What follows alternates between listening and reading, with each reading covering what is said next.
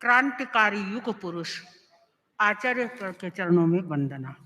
प्रभु, क्रांति के पीछे शब्द जुड़े होते हैं, आंदोलन, अभियान आदि, लेकिन शांति दूत आचार्य महाश्रमण जी ने जो मौन क्रांति की है, केवल तेरा पंथी नहीं, जैन इतिहास ही नहीं, समग्र विश्व की धर्म परंपरा में एक नया पृष्ठ का सृजन किया है। प्रभु, वेटिकन सिटी ने मदर टेरेसा को मात्र संत की उपाधि देने के चिंतन में 20 वर्ष जाया किया था, लेकिन आपने अमृत महोत्सव की घोषणा कर जो साध्वी प्रमुखा श्री जी को या तेरापन साध्वी समाज को ऊंचाई दी है, वह इतिहास दुर्लभ दस्तावेज है। आपके जो सम्मान प्रदान किया, आपने जो महान कृपा की, ऐसा लग रहा है कि गुरु कृपा का ग्राफ शिखर तक चढ़ा दिया। बनते मैं जिंदगी में साध्वी प्रमुखा श्री जी जिस समय साध्वी प्रमुखा बने थे, उस समय तो उनके उपपात में नहीं थी, लेकिन ठीक उसके थोड़े दिन बाद से ही मैं साध्वी प्रमुखा श्री जी के उपमात में ही रही। लेकिन मेरे जीवन का इतिहास दुर्लक्षण बना 2032 में। आचार्य श्री तुलसी ने मुझे एक दिन अपने पास बुलाकर पूछा कि तुम किसके समाधि में हो। उस समय हमारे शादियों में चित्त समाधि की व्यवस्था थी। तो मैंने आचार्यवर से निवेदन किया कि मैं साध्वी श्री कनक श्री जी, जो शासन गौरव साध्वी श्री कनक श्री जी लाडनू के समाधि में अध्ययन कर रही हूँ। तो आचार्यवर ने उस समय मुझे यह पूछा कि लगता है साध्वी कनक श्री अभी स्वस्थ नहीं है, वो जयपुर साहित्य रहने वाली है, तो तुम कहाँ रहोगी? कनक श्री जी के पास रहोगी या कनक प्रभा जी के पास? प्रभु, उस क्षण गुरुदेव ने जो मेरे पर अनंत कृपा की और मुझे यह फरमाया कि मैंने कहा कि मुझे साध्वी प्रमुखा जी के पास कृपा कराएं, तो गुरुदेव ने उस समय जो मुझे आशीर्वाद दिया, जो वरदान दिया, वह मेरे जीवन का एक अमृतमय क्षण था। उससे लेकर आज तक गुरुदेव, आप आचार्य श्री तुलसी की, आचार्य श्री महाप्रज्ञा जी की और आचार्य प्रवर आपकी जो कृपा मेरे पर रही, वह मेरे जीवन की एक उपलब्धि है। बनते मैं अब साध्वी प्रमुखा जी के सानिध्य में, भगवान महावीर निर्वाण महोत्सव का प्रसंग, वर्ष का प्रसंग है। एक दिन साध्वी प्रमुखा श्री जी ने मुझे कहा कि मेरे पैर का कांटा निकालना है। मैं कांटा निकालने बैठ गई, लेकिन मैं निकाल नहीं पाई। मेरे हाथ धुजने लगे और मैं असफल हो गई। इस बात ने मुझे गुरुदेव अंत तक बींध दिया और मैं इस घटना प्रसंग से इतनी प्रभावित हुई कि मानसिकता का वायरस, मेरे मानसिकता में अवसाद का वायरस आ गया। लेकिन जब साध्वी प्रमुखा जी को यह पता चला कि मैं मानसिकता से खिन्न हूं और मैं अपने आप को भारभूत मान रही हूं या अवसाद, तो मुझे अवसाद के वेंटिलेटर से बचाने के लिए उन्होंने जो मेरे को उपकार किया, उसकी स्मृति करके मैं अभिभूत हो जाती हूँ। मैं बीमार थी, बिस्तर से नहीं उठ पा रही थी उस समय, तो भी उन्होंने मुझे कहा, लो ये अनुयोग द्वार के मेरे हिंदी में टिप्पण लिखे हुए हैं, भाषा आधी अधूरी है, लेकिन तुम इसको पूरा लिख दो और इसके अनुसार पाठ भी टीका का जहाँ का प्रश्न जहाँ का पाठ आता है उससे करो। गुरुदेव इतना बड़ा भरोसा करके जो मेरे से उस समय काम करवाया, मुझे वो शक्ति प्रदान कर दी। दूसरी ओर मैं यह भी मेरे मन पर भार था कि उस समय गोचरी पानी नहीं जा रही हूँ।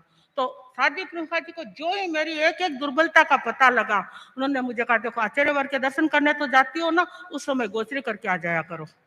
तीसरी बात, बिहार का प्रसंग आया, सतियों को उस समय 3-3 किलो वजन दिया गया था। अब मेरे मन में यह था कि मैं वजन नहीं ले पाऊंगी, क्या करूंगी? तो साध्वी प्रमुखा जी ने मेरी मानसिकता को यह कहकर स्वस्थ बनाया कि देखो तुम्हारे लिए मैं गुरुदेव की डायरिया लाई हूं, तो मैं अपने पास रखो, और जब सुबह दर्शन करने जाओ तो गुरुदेव को दे दिया करो और शाम को जाकर के गुरुदेव के पास से ले आया करो। गुरुदेव उस समय दी गई उनकी यह संजीवनी बूटी मेरे आज तक मेरे जीवन को सक्रिय बनाए हुए है, और मैं उसी बलबूते पर मुझे ऐसा एहसास हुआ कि दिन प्रतिदिन मेरी सक्रियता, उनका विश्वास, भरोसा मुझे हर क्षण बांधे रखा है। गुरुदेव, मैंने साध्वी प्रमुखा जी के जीवन में कभी चाह नहीं सुनी। कहते तो हैं कि ऐसा जिसकी कोई चाह नहीं हो, ऐसा कोई संत नहीं है, लेकिन मैंने उनमें देखा कि उनकी जीवन में कभी चाह नाम का कोई वस्तु ही नहीं थी, मात्र चाह थी एक गुरु कृपा की, एक बूंद की चाह थी उनको, गुरु दर्शन की, गुरु कृपा की, गुरु सन्निधि की, गुरु उपासना की, गुरु के संकेत की क्रियान्विति की, वो चाह एक उनके मन में रहती थी। और कभी उन्होंने कभी यह नहीं देखा कि मुझे लेखिका, उन्होंने स्वप्न भी नहीं लिया कि मुझे लेखिका बनना है। वो गुरु कृपा से ही 50 से अधिक पुस्तकों की लेखिका बन गई। उन्होंने संपादन का भी कभी यह नहीं आशा नहीं पाली कि मुझे बहुत बड़ी संपादिका बननी है, लेकिन उन्होंने 93 पुस्तकों का संपादन कर दिया। उन्होंने यश की कामना नहीं की, नाम नहीं चाहा, पद नहीं चाहा, लेकिन गुरुओं की कृपा ने उन्हें शिखर पर इतने पद दिए कि वे स्वयं एक कीर्तिमान बन गई। प्रभु इन सब बातों को दे। और एक दूसरी बात और जो विशेषता मैंने देखी जिंदगी में, कभी भी कंफर्ट जोन में नहीं गए वो, हर काम में सक्रियता के साथ खड़े रहते थे।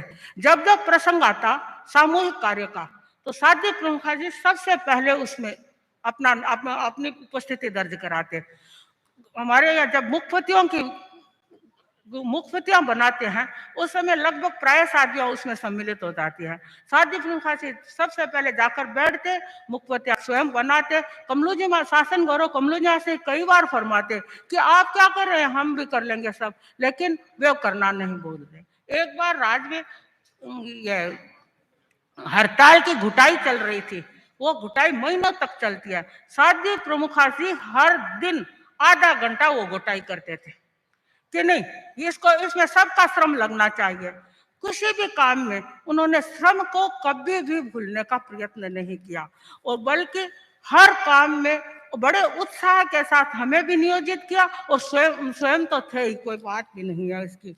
लेकिन प्रभु कुछ न पाने की चाह से वे तेरापंथ का कीर्तिमान बन गई। वे एक अमृत की बूंद से अमृत का महासागर बन गई।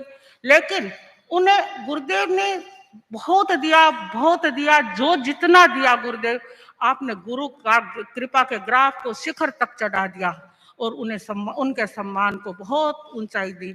और उनके उपकारों की यदि मैं स्मृति करूं, तो गुरुदेव इतना ही कह सकती हूँ कि कैसे हो आभार व्यक्त जब बीत गए शब्दों के सागर, कैसे हो आभार व्यक्त जब रीत गए शब्दों के सागर, पल की क्या औकात बता दूं मैं चाहे अगणित संवत्सर, मैं चाहे अगणित संवत्सर।